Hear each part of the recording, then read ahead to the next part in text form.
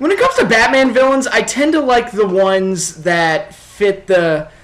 I guess we can say the Dick Tracy motif, kind of the deformed gangster types. I love the Joker for many, many reasons. Very entertaining, very disturbing, psychologically messed up character, and he's just a lot of fun. And because the Joker is so bombastic and so he's like a performer basically, so whenever he's around, it's just a lot of fun. In addition to all the mayhem that he brings, in most versions, I like the animated version, the Mark Hamill. I like a lot of the comic interpretations. I really like Heath Ledger in The Dark Knight. I like Jack Nicholson's portrayal because it was basically just Jack Nicholson in a clown suit. Some people criticize it for that. I love it for that because it's like, yeah, this is Saturday night for Jack. But yeah, big fan of the Joker. Love Two-Face. I always love the idea that he's kind of the representation of Batman's greatest failure. Batman failed to save Harvey Dent, and Two-Face is just a living reminder of that. I love that, the whole split personality thing, and, everything's based in twos and halves. I love the coin flipping tick that he has. So yeah, big fan of Two-Face. I love Scarecrow. I just love the idea of somebody else, a villain, using fear to accomplish his goals, much like Batman does. So those are my big favorites. Ra's al Ghul, or Ra's al Ghul, I'm not sure how it's pronounced. I've heard both. I like him as a sometimes guy. I wouldn't want Batman to face him all the time. If they ever did like an animated show or a string of movies where he does nothing but fight Ra's al Ghul, I would probably get bored with it. But he's such an equal to Batman, and whenever he's around, it takes Batman out of his element and into something grand. He works great as a sometimes guy, and he is a perfect match for Batman. Yeah, great character when used sparingly. And one that I really like, and I think I'm the only one that's a huge fan of this guy, I love the ventriloquist. And maybe it's just because I love puppets, but I just love the idea of a guy with a split personality, and the other personality is a dummy that's a criminal mastermind, and the two personalities clash with each other. I think it's really, really funny. You will never see that guy in a Batman movie, although I think Burton could have made it work. I just fell in love with that character in the animated series, and I think he's just really funny. So, big fan of Scarface, and yeah, those are my favorite Batman villains.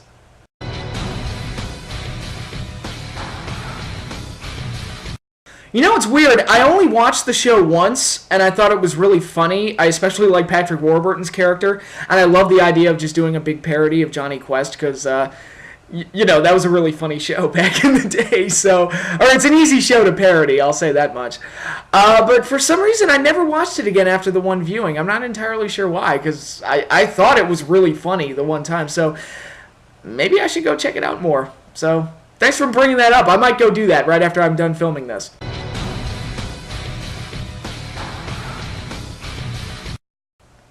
Without a doubt, my number one favorite superhero movie is The Dark Knight. I thought it was a masterpiece. I thought it was a very compelling, entertaining, exciting, and unconventional film in a lot of ways. Kind of disturbing and hard to watch. Love Heath Ledger's performance as the Joker, and I felt like he was obviously the backbone of the film. I loved the way they incorporated Two-Face. And I gotta be honest, when they killed the girlfriend, Rachel, once you kill the love interest, the rule book kind of goes out the window and it just turns into chaos. And it was very unpredictable after that, and it was a very exciting film because of it. And again, parts of it are hard to watch. A lot of the Joker's psychology and philosophy is kind of disturbing, and that makes it engaging. And it's a great crime drama as well. It's just a really exciting film all around, and big fan of The Dark Knight. Other ones I really like, I'm a big fan of the Tim Burton Batman, the 1989 one with Michael Keaton and Jack Nicholson. I still think Michael Keaton is the best Batman. Really like Spider-Man 2. I really like the way they incorporated Dr. Octopus into it, and I think it's a really good look into just how much it sucks to be Spider-Man, which I thought was a good thing that they explored there.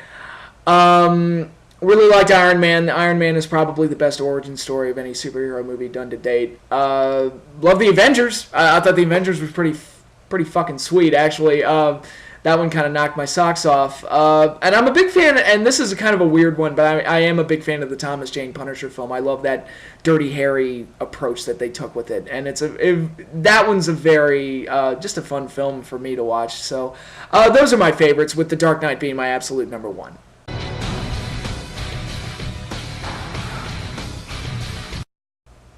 You know, I grew up with this guy as a kid, and even today, as at the ripe old age of 27, this guy continues to be my favorite comedian.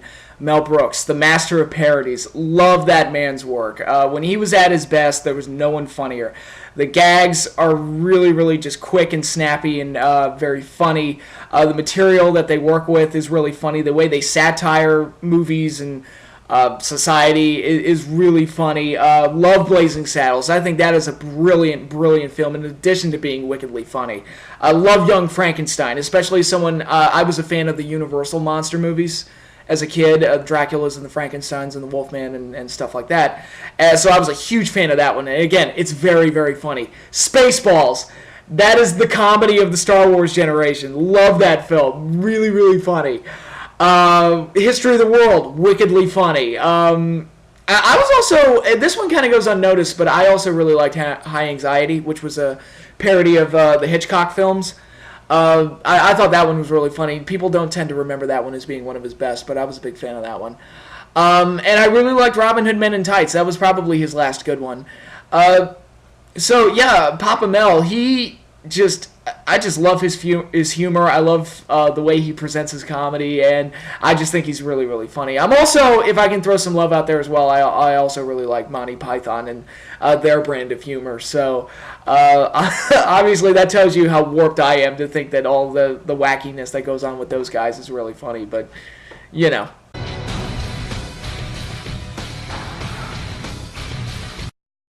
I deliberately did not mention this movie when I talked about Mel Brooks because I knew this question was coming up, but under the right circumstances, a producer could make more money with a flop than he could with a hit. Yes, my favorite comedy is The Producers. I love this movie so much. And it's one of the few movies that Mel Brooks did that wasn't a parody. It was just a story about two guys, two crooked producers, trying to make it, their whole plan of deliberately putting on a show that will flop so they can keep all the money that was raised to back it. And the movie's basically just about their whole wacky adventure to do so. And there are so many great, weird characters, like Franz Liebken, the Nazi, who wrote Springtime for Hitler, which is the play that they selected to put on Broadway so it'll flop. The director, the wild and crazy homoerotic director, he's really funny. Ulla, the Swedish secretary. LSD, the guy who's eventually chosen to play Hitler in the play. There's so much weirdness going on. It's so kinetic and just fast-paced and really funny. And I just love that movie to death. And, at times it's actually kind of sweet when Max and Leo kind of become friends at the end and they bond and everything. And through all their experiences, they become best of friends. And the movie's also kind of dark. And I do like the musical, and I do like the musical movie that they did because I'm a big fan of using music for comedy. And I think the songs are really catchy and everything, and the dance numbers are really great. So I do like it, but the other, Will Ferrell plays Franz Liebken in the remake, and he plays it kind of silly. Kenneth Mars played him in the original version, and he plays him kind of scary, and that makes it funny. And it's this fine line of being both really, really scary and really, really funny. And I like the darker version that the original offers. So, The Producers is an absolutely brilliant film and my all-time favorite comedy.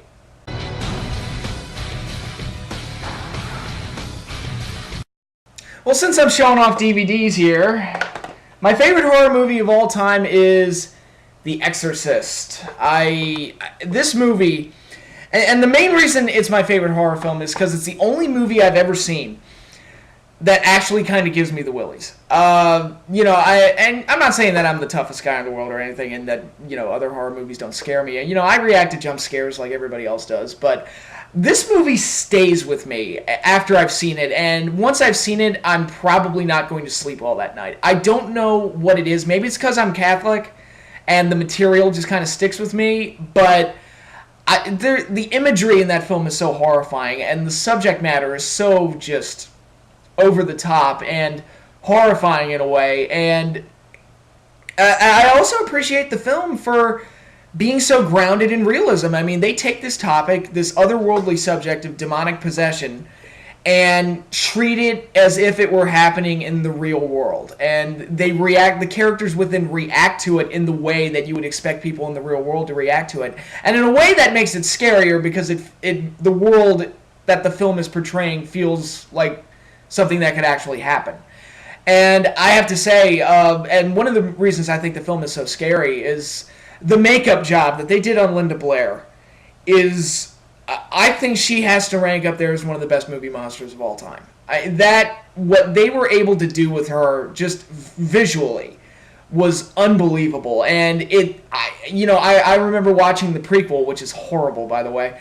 And they showed the possessed woman. I'm sorry if I gave away a spoiler there, but it's not worth it. The movie sucks. And they showed her in the possessed getup, like they did with Linda Blair, but it looked nowhere near as good. And it's one of the best makeup jobs I've ever seen in a movie. So, The Exorcist, truly horrifying film and one of my favorites.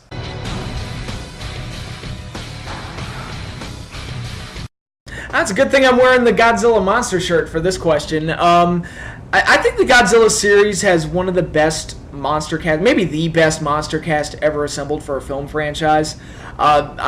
So many great creatures and monsters. I mean, of course, we all know Godzilla's number one, right? I mean, he's the fucking man. He's the king of the monsters. So Godzilla's numero uno. I was always a big fan of Rodan.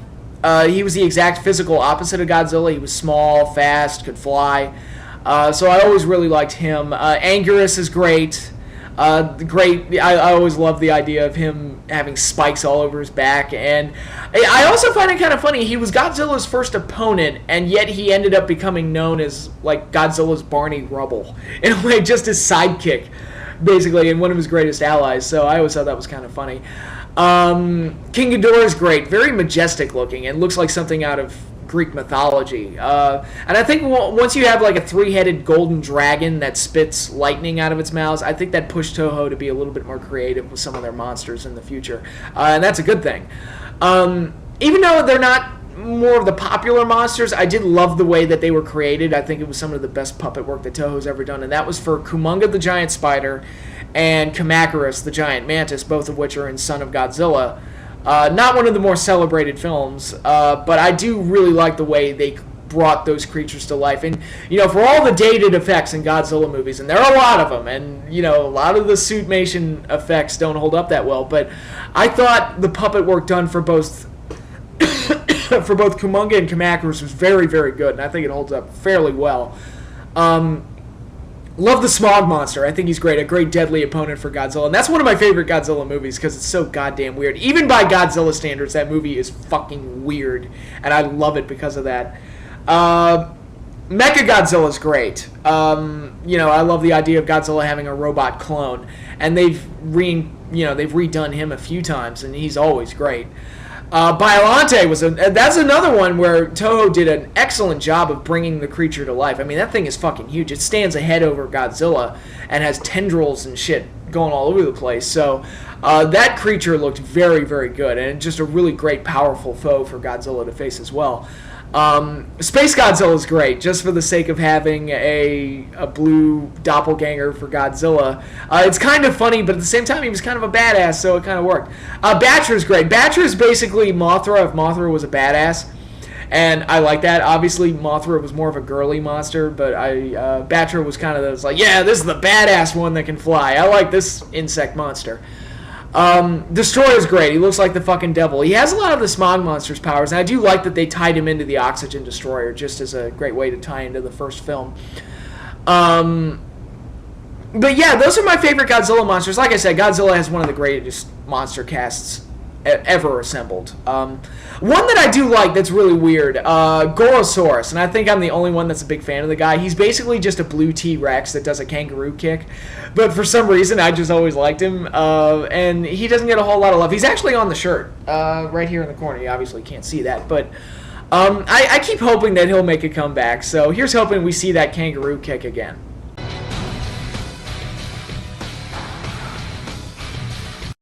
I am mostly Irish and Italian, which is a common mix among Catholics, with a little bit of French, German, and even a little Native American thrown in there as well.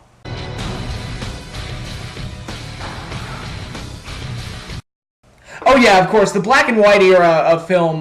There's so many great movies that come out of there that are just classics, and I know a lot of people kind of look down on black and white films now and can't watch it if it's not in color, but I love them. I think it's great. It's a Wonderful Life is one of my favorite Christmas movies. I love Citizen Kane, love Casablanca. 12 Angry Men, I think, is a very good movie. There's so many great ones, and it was a great era for film. It was an era where they didn't have a whole lot to work with, special effects-wise, or even just filming technique-wise. A lot of the technology was still new to them, and they didn't know how to fully utilize things like camera movements and everything. And even with that, they're still able to tell good stories and make great movies. So I really appreciate that era of film.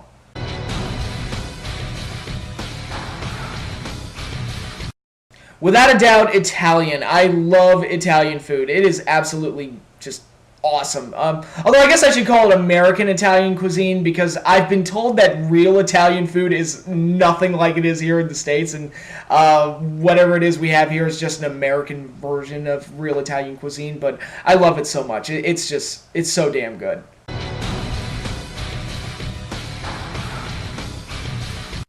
Oh yes, I love to read. I think reading is very important. I'm a big fan of, mostly novels. I love the Tom Clancy books. I love Tolkien's work. Lord of the Rings and The Hobbit are obviously big favorites. I like the Harry Potter series. I didn't think I would, but I read it and I couldn't put it down. So, I got sucked into that as well. I'm also a big fan of biographies. I love to read about famous people's lives and stuff, especially if they wrote it themselves and we're getting like their perspective on things and how it happened. So I always find the lives of people and historical figures as well to be really, really fascinating. So yeah, I think reading is very important. So, what the hell are you doing watching the video? Go pick up a damn book.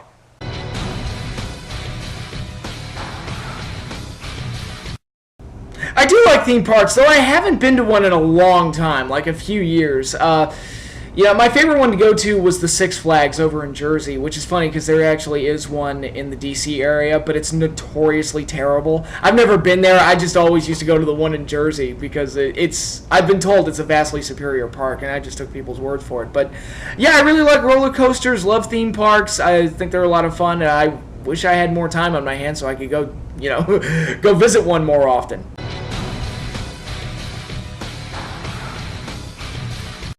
That is a very hard question. I'm going to try and keep my New York Giants bias out of it as much as possible. But Phil Simms, I thought, was a very good quarterback. But injuries plagued most of his career. It wasn't just that one year. Injuries was a normal thing with him, and he did struggle to find consistency throughout his career. When he was great, he was great. I mean, his performance in Super Bowl 21 is one of the greatest performances by a QB in any Super Bowl. But Doug Williams also has that. He has what many consider to be the greatest performance in Super Bowl history. That's all he ever did. He didn't have a Hall of Fame caliber career. He just had the one great Super Bowl. And Phil Simms overall was better than that, but like I said, the injuries was something that plagued him. He played really well that season. We were 10-0 at the start, and then he got hurt, and I don't know. I think had he played in that Super Bowl and they'd won, there would probably be more of a discussion, at least, about him being in the Hall of Fame. But like I said, I don't know if his career really warranted Hall of Fame consideration overall. I mean, the Hall of Fame should be for the best of the best, and it's the Hall of Fame, not the Hall of Very Good. And Phil Simms, even though he's one of the best quarterbacks in Giants history, probably falls into the class of being just very good and not one of the best of the best.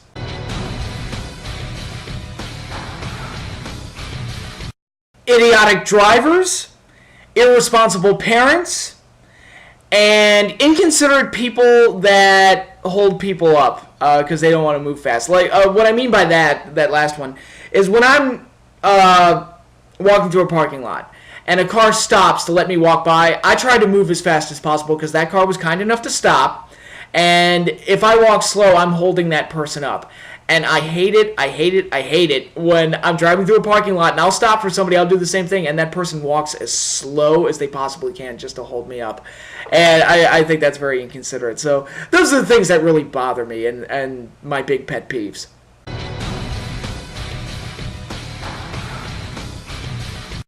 No.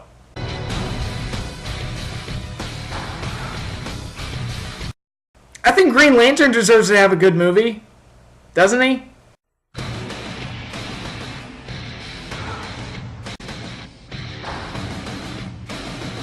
Okay, I should point out that both my review of Spider-Man and my review of The Dark Knight Rises are both going to be very spoiler heavy, so be forewarned with that. If you don't want to be spoiled, turn the video off right now. But after I did my one-sentence movie review of The Amazing Spider-Man, which was very negative, I've had some people ask me, like, well, why didn't you like that movie? It was like, I thought it was pretty good. I thought it was way better than the Raimi films. I've had friends tell me that they loved the film. I had somebody tell me that it was far better than both The Avengers and The Dark Knight Rises. Just a lot of love for this film, and that you liked it. That's great. That's cool. I ain't gonna stop you, but I gotta be honest. It was, for me personally, and I haven't seen too many movies this year, but it was the most unpleasant movie viewing experience I've had all year. And I saw Abraham Lincoln Vampire Hunter. Okay, that movie was dumb as fuck, but at least it was fun. Okay, this movie was just miserable. I didn't know how to feel. And originally I wasn't going to go see it because I wasn't against the idea of a reboot. I did like the Raimi films. I really like Spider-Man 2. I like the first one. 3 has a ton of flaws, but I was okay with it overall. I didn't completely hate it like a lot of other people did. And but I was like, okay, they want to do a reboot. That's fine. But wait, they're doing the origin story again? Why are they even bother doing the origin story? I mean, regardless of how you feel about the first Raimi film, we have the origin story. The movie is only 10 years old, okay?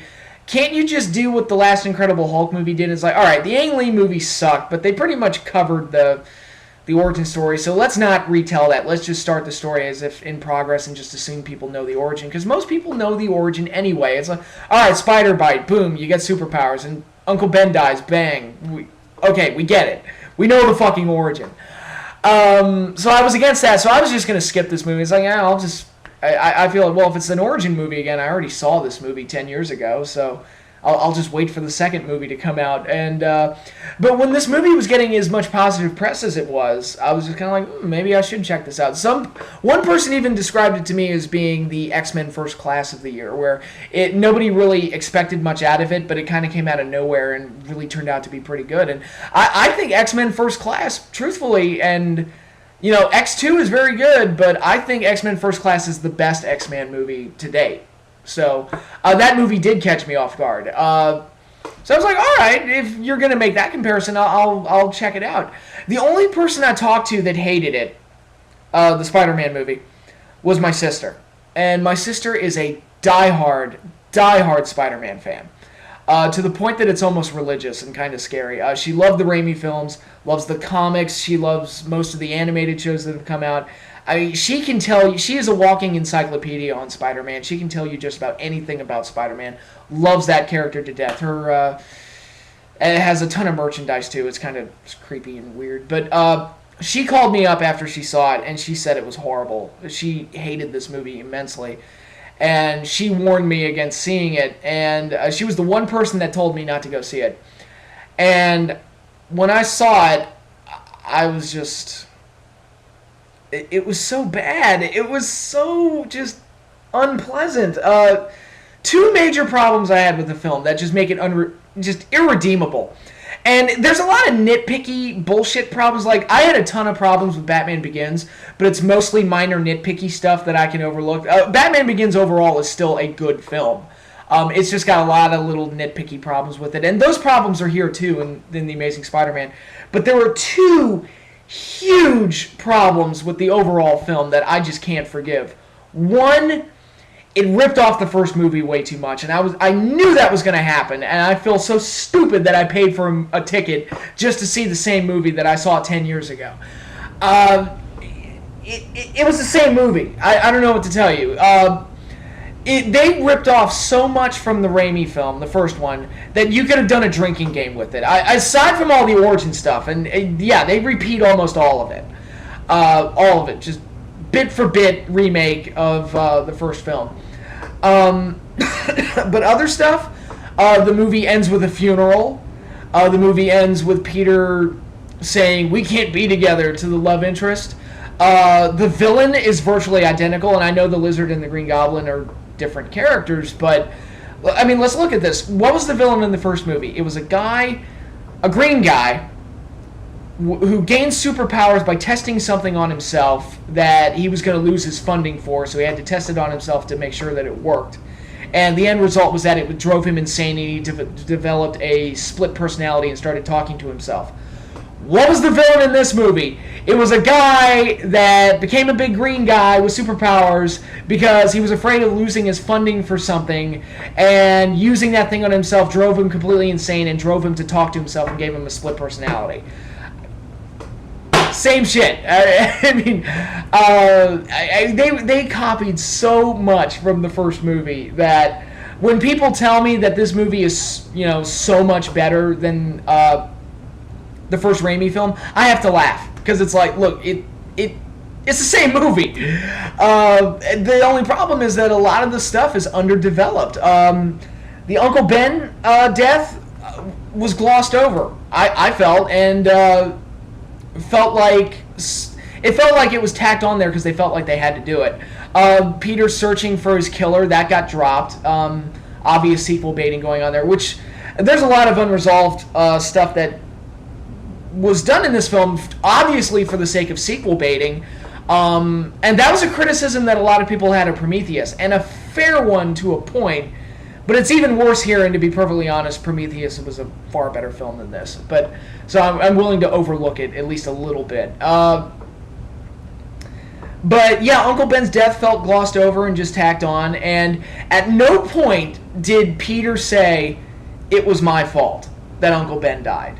I got no sense of guilt there. It was just, he was angry and he was vengeful, but I didn't get a sense of guilt. And that's, to me, one of the key components of Spider-Man's character. Aunt May was barely in the movie. I forgot she was there. Actually, when she popped up towards the end, I was like, "Oh, hi, Sally Field. I forgot you were in this picture." But yeah, a lot of things like that. And that was all, tied in with a bunch of other bullshit that they wanted to do, like the mystery of what happened to his parents and all that stuff, that was the selling point of this being the quote-unquote untold story, and none of that got resolved. So what was the point exactly? I don't know. Kurt Connor's background. How did he lose his arm? And the whole tragedy. I was like, does he have a family? He does in the comics. What's going on with this guy? We know nothing about him except that he's a scientist that's missing an arm. And that, to me, took a lot away from the Lizard's character. But yeah, it's like they ripped off too much from the first film and added stuff that wasn't developed properly, and it just made the whole screenplay kind of feel like a mess to me.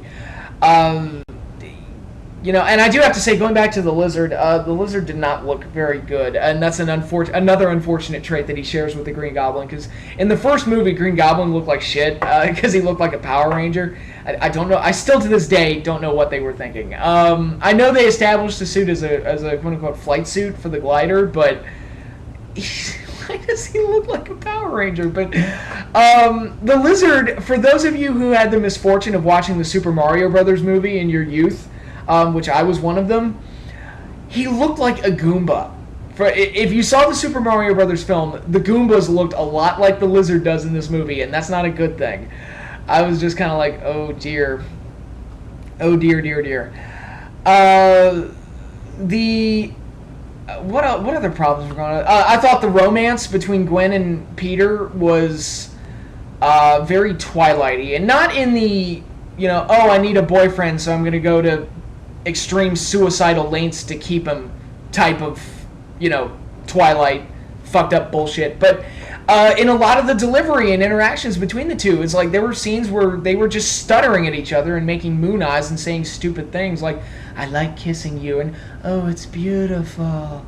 And it really derpy things to the point that I just had to sit back and laugh at it because it was so Twilighty. I mean, the romance in the first movie, the Raimi movie, was kind of silly, but it reminded me of myself in high school a little bit, so I kind of bought it. I mean, yeah, Peter said dorky things, but he's a dork, so I bought it. And he, to me, captured a nervous guy trying to talk to a girl that he has a crush on. I didn't get that here. I just felt like they were just copying Twilight. And that kind of leads me into my second problem with the film, my major problem with the movie. I hated Peter Parker so much in this movie. I cannot think of another superhero movie where I just hated the hero this much. Maybe Superman Returns, where they decided to make Superman a creepy emo stalker type that just sits around going, nobody understands me, I'm so lost. And here, Peter's an asshole. And I did not like that. And he's not the cool CM Punk or Tony Stark kind of asshole. He's just a whiny, self-important dickwad that makes life miserable for everyone around him for some reason. I don't know why. Early in the movie where he sneaks into Oscorp, where, first of all, he acts like an asshole. He's trying to hide and stay inconspicuous. And yet, when Kirk Connors asks a question, he answers it and makes his presence known. I'm like, yeah, way to stay inconspicuous, you stupid son of a bitch. But then when Gwen vouches for him and says, oh yeah, he's the second smartest kid in our class, he's like, oh, just the second? Oh, dude, she just bailed you out. Shut the fuck up. And then she says, look, don't get me in trouble. What does he do? He goes and wanders off because Gwen's Gwen doesn't matter. What I want and what I need, that's all that matters because I come first. And that's how I interpreted that. The way he talked to Aunt May and Uncle Ben, I didn't like. I never got the sense, and this is because Uncle Ben and Aunt May were so underdeveloped and so underutilized in this film, I didn't get the feeling that they were a family, like they were in the first film. Like, when Uncle Ben died in the first movie, it was sad, and I missed him for the rest of the movie. He was a great heart for the movie, and here I didn't feel that at all, because everything was so underdeveloped, and he was more of a disciplinarian towards Peter, which he had to be, because Peter was a dick. Oh, God, what else happened in this? The end of the movie, Gwen's like, look, I lost my father, why weren't you at the funeral? And he's kind of being an asshole to her.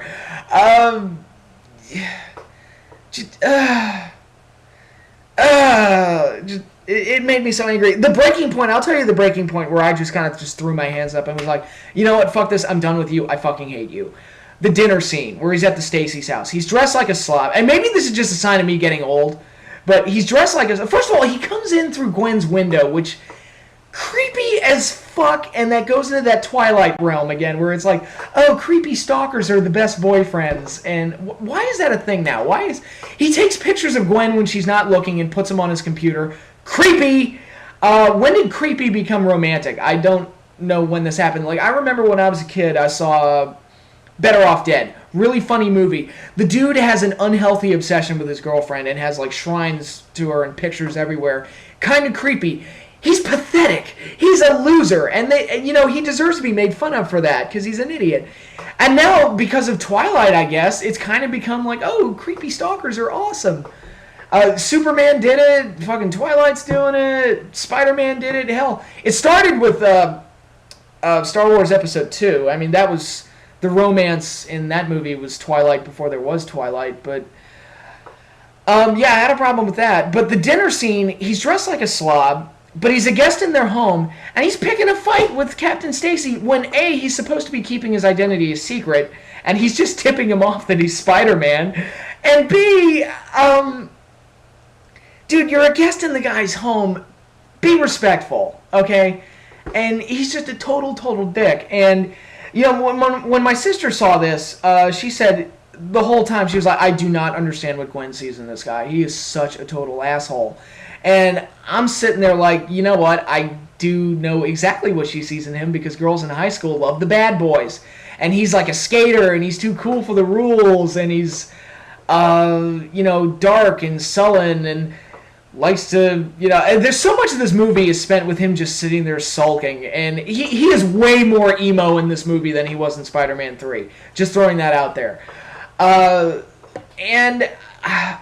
I totally saw what Gwen saw in him. Yeah, he's an asshole. It's like, and actually at the dinner scene, which was my breaking point, where I said, you know, I fucking hate this character. And Gwen calls him upstairs, outside onto the roof. I was like, she might get down on her knees and blow him. Because it's like, girls like that shit. It's like, oh, he just got into a fight with her dad. She might blow him right there on the roof. If they wanted to do an accurate portrayal of how this would go, that's the route they'd take. But, and I also felt, in addition to just being an asshole, and and he also picked a fight with the guy over 2 pennies. And that's why he let the crook go. Over 2 pennies. And, again, asshole. But he was also kind of an idiot. Like, he gets himself trapped in the spider cage to get the spider bite. Moron. And the big one, the really big one, and it was...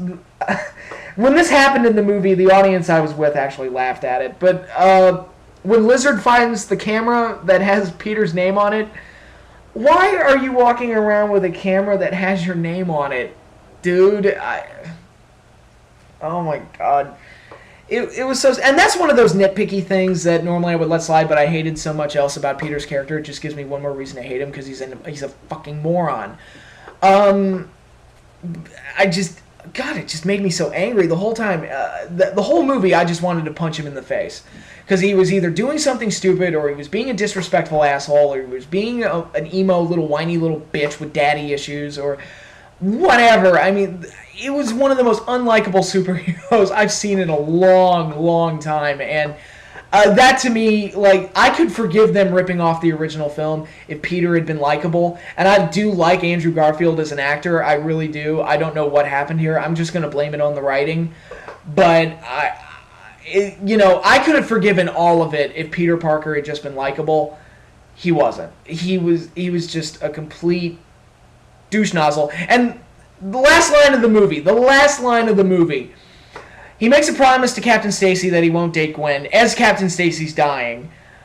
And last line of the movie, he says something to the effect of, the teacher says, because he's late to class again, because again, he's above the rules. He comes first. But, he was probably off being Spider-Man, but I'm just being a dick. But she says, well, don't make promises you can't keep. And he whispers to Gwen, well, broken promises are the most fun, or something like that. I'm like, yeah, because, when I think of Spider-Man, I think of broken promises. And, fuck you. Just, fuck you, you fucking asshole. And I just, Peter Parker totally ruined this movie for me. And, he was a total asshole. I don't know what to tell you. Now, the things I did like about this movie, there were stuff to like. Some of the action scenes were good. I liked the way they used the mechanical web shooters, in that they used them in a way to where in the final battle they get taken away from him. I thought that's because some people complained about the organic web shooters in the Raimi films. I didn't care, because I felt like the only reason to do the mechanical ones would be to take them away from him at some point, which they did in this movie, so, okay, that's cool. I like the scene with the car thief, and that, to me, that was classic Spider-Man.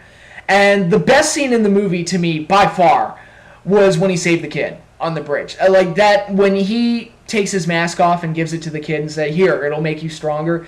That is the heart of Spider-Man right there. That scene just perfectly captured everything that I think of when I think of Spider-Man. It's just a shame that the rest of the movie didn't reflect that. That was the only scene in the movie where I was like, Peter Parker, maybe you're okay. Maybe it's the only scene in the movie where I didn't hate him. But there were so many other things in this movie, like the ending was kind of a rip-off of Batman Begins, where it's like, oh, we got to shut down the thing before it infects the entire city with the chemical weapon or whatever. They set up a lizard SWAT team that was I thought was going to attack Spider-Man, but there was no payoff to it. So the lizard just mutates people, and there's no payoff to it. Like, I thought Spider-Man was going to have to fight like 10 lizards or something. It was going to be really cool, but nothing happened there. God, I think I'm done bitching about this movie. Look, it ripped off the first movie too much, and Peter Parker was just completely unlikable and just a douchebag. And that really led to me hating this movie as much as I did. But, I mean, oh well. I mean, if you like the movie, that's great. That's your opinion. I just could not get on board with that character at all whatsoever. Okay, now we go from just shit to something I actually really liked. The Dark Knight Rises. I think compared to the other Nolan films, I liked it more than Batman Begins, not as much as The Dark Knight. Going into the things I didn't like about the movie, and there are, I read an article that said the top 15 problems with The Dark Knight Rises, and I actually listened to the Nostalgia Critic, Doug Walker's thoughts on it. He hated the movie. He didn't like it at all. And a lot of the complaints that I've read, and you've probably read as well, and again, I'm going into spoilers here, so if you don't want to hear any spoilers and you haven't seen the movie yet, turn it off right now. A lot of the complaints are fair ones. They just didn't bother me that much. To me, most of them just fall in like what I talked about earlier, kind of just the nitpicky side of things. And that just basically just keeps me from liking this movie as much as I did the previous one. Things that are wrong with the movie, I wasn't a fan of Bane's voice, I have to say. He just sounded... I felt like he sounded like John Cleese talking to a napkin. That's what I compared it to. Some people said he sounded like Sean Connery. One scene he sounded like Santa Claus. And Tom Hardy's a great actor, and he gave a great physical performance, but that voice kind of took me out of it. I couldn't get behind that voice. There were certain aspects of the story that I felt were underdeveloped. I wish they had explained the prison a little bit better and how exactly that works. I wish they had explained how Bruce got back into Gotham. I mean, I know he's motherfucking Batman, but, you pretty much set up that Gotham is cut off from the rest of the world. I don't know how he got in there. I would have liked to have seen Batman get back into Gotham, but don't know how that happened. And getting into Gotham being cut off from the rest of the world, I didn't feel like 5 months had gone by. And I hate to make this comparison, but go watch the Simpsons movie and look what happened to Springfield in that movie. That, to me, is more like what would happen if a city was cut off from the rest of the world. I didn't get that with Gotham. It really only felt like a couple days went by rather than 5 months. Again, those are just some things that were just underdeveloped. Just, my personal opinion. What else did I not like? The major one, and this was a big one, my major knock against the film. I felt like the Talia al Ghul twist at the end was completely pointless and wasn't needed and didn't add anything because the character was completely underdeveloped. Her romance with Bruce was so I hate to keep saying underdeveloped, but that's the best way to describe it. It's like, literally, they introduce her, they have a couple of talks, then they're running around in the rain, and then all of a sudden they're fucking. I don't know where that came from, but okay.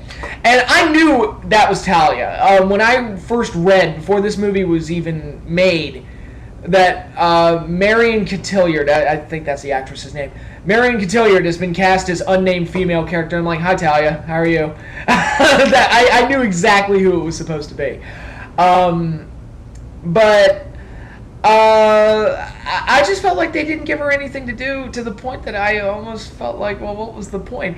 And then when they did the twist at the end, where it turns out she was the mastermind of the whole thing, and that the backstory that we thought was Bane's was really hers, I felt like that took a lot away from Bane, because Bane was the more interesting character. He was the one that they had us invest in for 2 hours or 2 hours and 30 minutes or however long it was. And that all just kind of got thrown out the window just to give Talia that. And then Talia just dies 3 minutes later anyway, so what was the point? I mean, it was so silly. And we didn't get that epic climactic fight between Batman and Bane because of it. I mean, it started off that way. I mean, when they first met up in the crowd, I was sitting there like, oh yeah, here we go. Shit just got real. No, Batman, kick his ass. I was getting really excited, but then it just kind of like petered out when they did the Talia thing. And I was like, well, okay, that was pointless.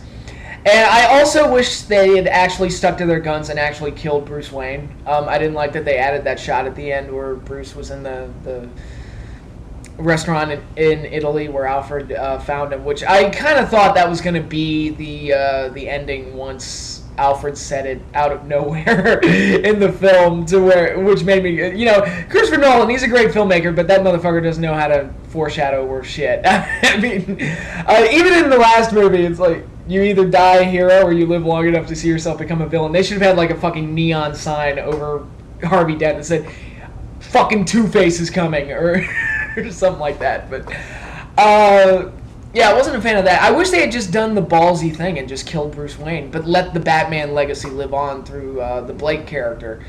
I wish they had done that. It just would have been a ballsy thing to do, to actually kill Bruce Wayne, because nobody seems to want to do that, but, oh well. They didn't do that. And in comparing it to The Dark Knight, I don't... And this is not a knock against the film, it's just a reason why I like The Dark Knight more. I never felt like this movie got into that unpredictable, uncomfortable level that the last film did. Like I said when I talked about The Dark Knight earlier, The Dark Knight, they killed the love interest. And if I can quote the Joker here, or paraphrase the Joker, if it's all part of the plan, nobody panics. If I tell them that an old man will die, or a nameless henchman, or nameless citizens die, nobody panics, because it's all part of the plan. But if I say that one love interest will die, well, then everybody just loses their minds! And that's how I kind of felt about The Dark Knight, because they did that really ballsy thing. It kind of turned the whole movie upside down, and by the end of the movie I was like, you know what, that kid might get a bullet in his head. There are no rules anymore. And I don't feel like this movie ever quite got to that level. It pretty much just went by paint-by-numbers formula, you know where it's going type of stuff. You knew Catwoman was going to come back at the end. You knew... what they did with Batman in the prison, that's basically Rocky 3. It's like the hero falls, he has to train hard to get out of his predicament and become the greatness that he once was, and then he does. That's, again, that's Rocky 3. And that's not a knock against this movie, that's just, why to me it's not as special as the previous one. But getting into the stuff I really did like about this movie, pretty much everything else. I really like Catwoman. I thought she was great. I still think Michelle Pfeiffer is the best Catwoman, but Anne Hathaway, she did much better than I thought she would. And I had a lot of question marks about her in the role, but she handled it well and did... I thought she did fine. I really like some of her exchanges with Batman, like when he goes down into the sewer and meets her, and she's hiding in the dark saying, "Don't be shy," and things like that. Great interactions between Catwoman and Batman, so I really liked her. I thought Bane was great, even though I didn't like the voice. I felt like he gave a great physical performance and had a very commanding presence and was a legit badass. When he would walk in and holding his collars like this, you knew shit was going to go down. And I love it when a villain's able to convey that type of feeling. I liked the overall... I wish they hadn't had Bruce at a low point at the start of the film and made him a recluse, because, first of all, it does make it feel like, how do the people not know he's Batman at this point? I mean, Officer Blake might be the smartest person in Gotham to be able to tell just by looking at him that he's Batman, but... I wish they hadn't done that, because, he was going to have a big fall against Bane anyway, but I did like... what they did there, I like that they set up Batman for his return and then face off with Bane, and then Bane just completely kicks his ass, which that might have been the best part of the movie, that fight scene down there in the sewers.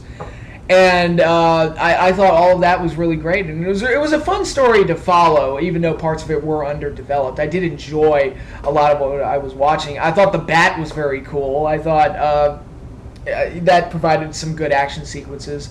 I thought the ending riot was pretty cool. I thought a lot of Bane stuff was fun. I liked Gordon in the movie. I really like Gary Oldman in that role. Yeah, there was just a lot of stuff I really liked about the movie, and I like how they tied it into Batman Begins, because I think after Heath Ledger's death, they had no interest in referencing the Joker, because just out of respect to him, which I was fine with. So tying it more closely to Batman Begins, I was completely fine with. I really wish they hadn't taken Bane's backstory away from him and given it to Talia, because, I mean, my God, that was a pretty awesome backstory, where he's like the disgraced son of Ra's al Ghul, and he fought his way out of this, this hole in the ground, that born in hell, and born into darkness, and he was, he rose to power in the organization that Batman defeated in the first film. And I just thought all of that was really cool. And some people said that the plot made no sense, or like the motivations for Bane's plot made no sense. I bought it as a revenge plot. Like, all right, the League of Shadows just want to get back at Bruce Wayne, and I can understand that. I'll go with that. And Bane is supposed to be kind of crazy anyway, and more extreme than Ra's al Ghul. So I bought it. I went with that. I really like, and this was fun for me. I really like that they included Scarecrow, even if it was just for a short cameo. He probably had my favorite line in the movie, "Death by exile." And yeah, so I definitely enjoyed more of the film than I did dislike it. Again, there's some nitpicky stuff that's wrong with it, but overall I thought it was a very enjoyable film and a satisfactory conclusion to the trilogy. The Nolan Batman universe. And I look forward to seeing what they do with Batman, because they're going to reboot it again. I'm a little worried, because I don't know what they're going to be able to do now that Nolan's done these 3 films. But at the same time, I'm also very intrigued. I hope they go, because the Nolan universe was very realistic and grounded and everything. I would love them to go more the comic booky route next time around and start introducing, bring back characters like Mr. Freeze and Clayface and put them in movies now, which you couldn't do in the Nolan universe. So it'll be interesting. But yeah, Dark Knight Rises I thought was very good, a nice conclusion to the trilogy.